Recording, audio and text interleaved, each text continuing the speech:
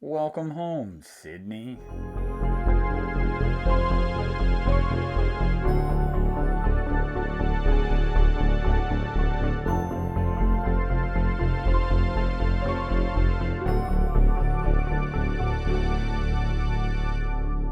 What's up, everybody? It's Nick at the Lost River Driving, and I'm coming at you tonight to talk to you about Scream 5. 5 Cream, Scream 2022, whatever you want to call it.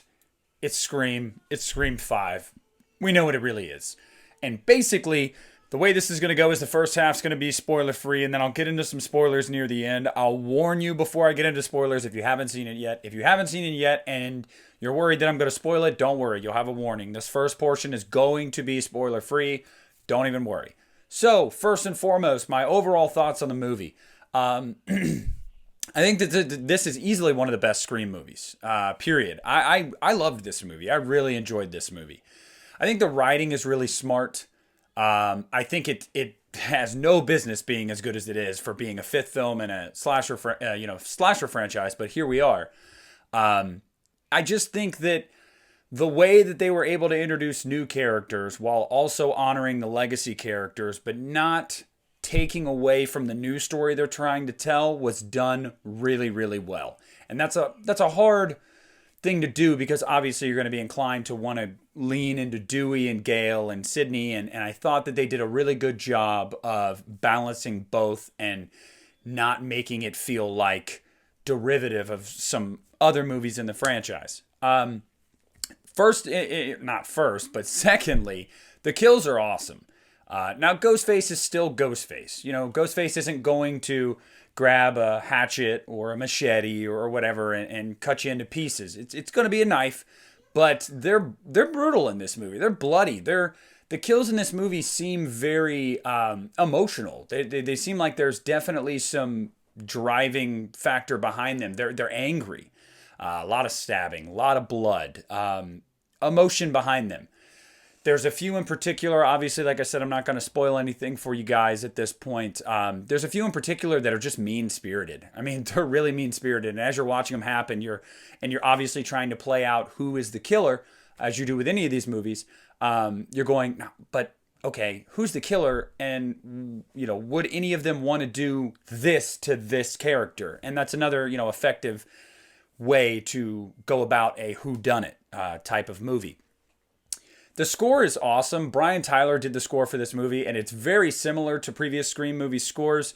The only difference is you get some hints of Marco Beltrami's score in there, but it's a lot of it's emotional. There's definitely some sad, very I don't even know what you would call it. Very sad, very weighty pieces of music in this score that are just really add to some of these scenes, and it really, really makes the scenes more effective. Now, as far as the legacy characters go, I'm not going to get into spoilers yet with them either, but I will say Dewey is by far the standout. And one thing that you've had in the 4 movies before this, and we all know this, Dewey has always been portrayed as the goofy, kind of down on his luck. He means well, but he's not the brightest, or he's not the most polished guy. That's always been, his shtick, I guess. That's how they've, portrayed him. And in this movie, he's a badass. And the filmmakers and the screenwriters really gave Dewey the time and the ability to kind of show, like, I'm not a joke. I'm not what people have always perceived me to be. And I thought that David Arquette brought it in this movie. You can tell he was the first one of the legacy characters to sign on. Pretty sure it was almost immediately. And it shows, the dude wanted to do it. And it shows in the movie. He gave a great performance. So absolutely loved David Arquette's performance. The third act is good, but it definitely does feel at times a little derivative of the first film. And obviously, again, not getting into spoilers yet, there's some things about it that are just kind of like a little on the nose. They're not bad, though. I would say the first and the second act are the best. The third act is still good. But it isn't as good as the first two acts of the movie, but it's not bad and it doesn't fall off a cliff. So overall, you're left very satisfied. The reveals, one of them is surprising to me. The motive, I did like the idea of the motive. I thought it was interesting. It got people talking. Overall, I just think that the movie was gorgeously made, brilliantly written, well acted. The only real complaint I have with the acting is Melissa Barrero, the actress who plays Sam Carpenter. I feel like in the third act, I started to buy into her, but in the first two acts, I felt like they were trying to sell her as our lead, our new Sidney Prescott, so to speak, and she just wasn't grabbing me. She just wasn't, I wasn't feeling, I guess, what I was supposed to feel in that moment. And I feel like part of it, I don't think it was the writing, because the writing is very well done throughout this movie. I genuinely believe that it was simply just the actress herself. But again, she redeems herself near the end, and once the movie's over, you're like, okay, I like this girl. So overall, those are my spoiler-free thoughts on Scream. I loved the film. If I was going to rate this film on a scale of 1 to 5, I'm gonna give this movie, I'm going to give it a 4.5. I really, really am. I think that this is a brilliantly made movie. It's well executed, well shot, well scored, well acted. It's brutal. It's surprising. There's some genuine suspense. And it's just a damn good movie. And it weaves the old story into the new story beautifully. So that's it for the spoiler-free part, guys. If you don't want to be spoiled, this is your chance to run out now, because we're going to get into a few spoilers. Dewey dies. Dewey's death. Man, the track sacrifice had already spoiled it for me. I knew it was coming. It did not make it any easier. I mean, oh my God. It was brutal. It was sad. And it was a lot. It was really, really heavy. It sucked. You know something's coming. You expect it to happen. And even then, when it does happen, you're still like, damn it.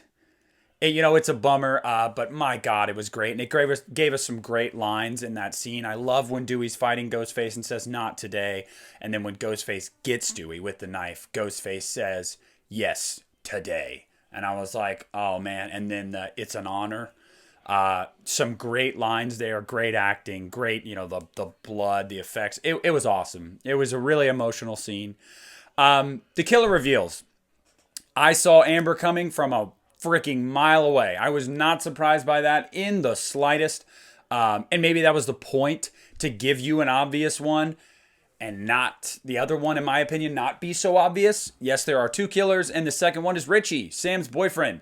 And I know I've seen some people say they saw it coming, and that's fine. Like, I guess for me, I was just buying into what they were trying to sell to me, which was like, no, this guy's just like a sweet guy that's ignorant about Woodsboro and all these movies, and like he's in way over his head.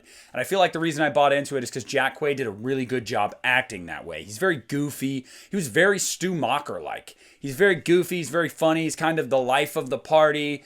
And then when he does flip the switch, he's very psychotic and very narcissistic. And, he reminded me of Stu Macher a lot. But it did surprise me. That did surprise me. The mirroring scene of, I want to say her name is Mindy, one of the twins, on the couch watching Stab as it's literally happening on the same, in the same room right behind her with Ghostface there, and her having the wherewithal to turn around was awesome. I thought that was so cool. There were some really cool on-the-nose moments in here. Shout out to Dylan Minnette and Marley Shelton. First of all, I thought they were both great. I liked their chemistry in the few scenes they had together. You really did believe like that was his mom. And I think Dylan Minnette's a really good actor. So I was really sad to see him be one of the first to go. Because, but that scene with Sheriff Hicks and Wes was super suspenseful. Her on the phone with Ghostface, racing back to her house. And then after what happens to her, which was just out of nowhere, in broad daylight too, which I thought was ballsy. And I loved it. The scene with Wes in the kitchen where you're getting all these, like, it's building up to a jump scare and then bam, not there. And then building up to a jump scare and bam, not there. They did it like 3 or 4 times until it finally happened. I loved it. The practical effects of his kill with the knife through his neck, that is practical. That was awesome. That was awesome. Probably my favorite kill in this movie. Ghostface is mean, you know? And let's just talk about the also, guys, you know, for those of you obviously have seen it, if you're listening to spoilers, or if you haven't seen it and you don't care, Skeet Ulrich is in this movie as Billy Loomis. You find out Sam Carpenter is Billy Loomis's daughter. His, like, you know, I don't even know what you would call it. Like, he cheated on Sydney and got some girl pregnant, and illegitimate daughter, yes. And she has visions of him, and she's like on antipsychotics, and he's almost like an anti-hero in this movie. He's like her guardian angel in a sense of, like, at times he's trying to tell her to, you know, be like him, and then he's there for her when she needs the guidance to stay alive. It's an interesting take on Billy Loomis, and I didn't hate it. And I thought they did it really well, and it was really cool to see Skeet back. So, not Stu, but we did get Billy back. And it was de-aging and makeup and whatnot. But it looked good. Now, there's one complaint I have with this movie, and Christian and I talked about this on the You Need a Horror podcast episode that just dropped. I wanted more Sydney. And I feel like that's because Sydney is my favorite final girl. And what she gave us in this movie was awesome. I love when she's on the phone with Ghostface and she says, "Fuck this, I'm bored," and hangs up. Like, she has no patience for Ghostface anymore. And I love it. And they included her very organically, especially because she didn't come back until Dewey died. It would make sense for her to come back then.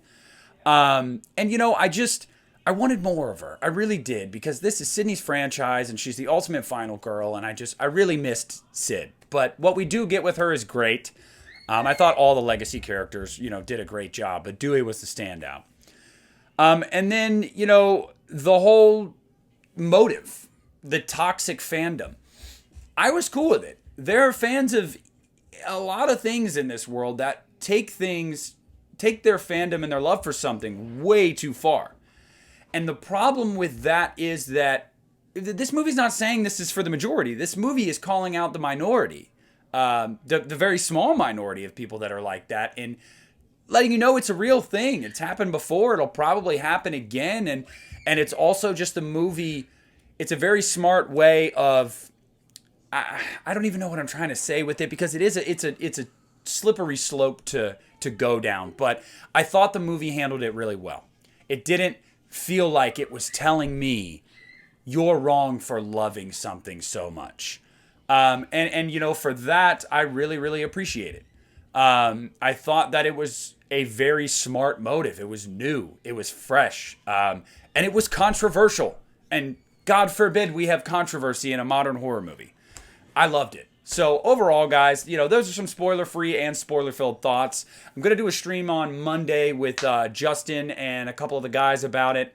And we're going to talk in depth. I'll have J-Dev on there, and I'm going to try to get Ken from Sledgehammer Horror as well. Also, check out the You Need a Horror podcast episode that just dropped, where we talked about it at you know, in depth, pretty much, 45 minutes or so.